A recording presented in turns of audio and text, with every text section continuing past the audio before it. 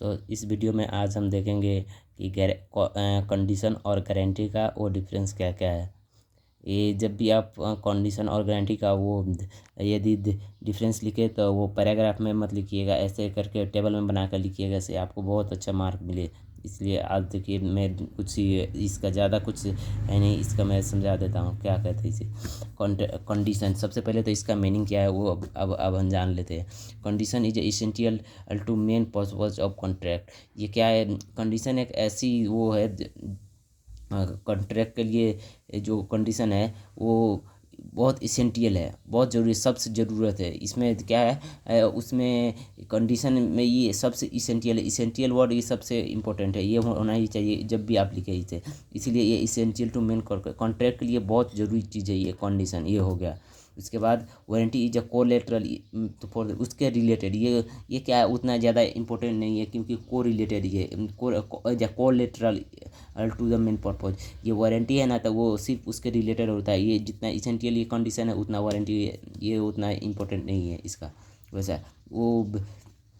उसके बाद breach, breach आ गया। The aggrieved party has a right to repeat the contract, right for damage only.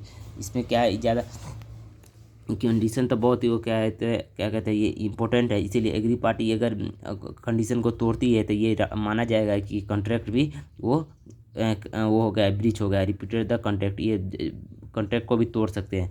ये agree party के पास ये आ जाता है, ये राइट आ जाता है कि वो कॉन्ट्रैक्ट को भी तोड़ सकता है उसका। और इसके बाद ये सिर्फ डैमेजेस क्लेम कर सकती है।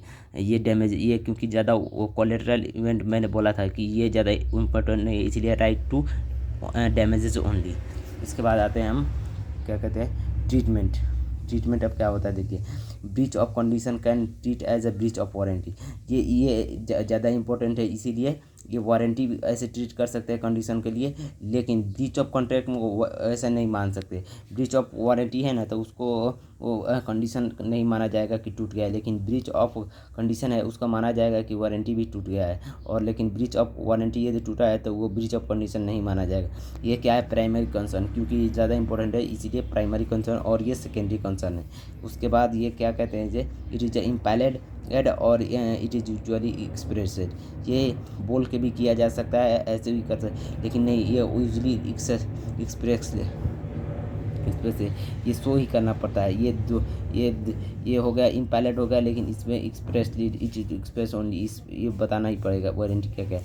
इसेंशियल फॉर द कॉन्ट्रैक्ट, ये इसेंशियली तो ये है ही, और उसके बाद not essential for the collateral part, ये इम्पोर्टेंट ज़्यादा नहीं है ऐसा। Okay bye. अगर समझ में आया तो लाइक सब्सक्राइब कीजिएगा।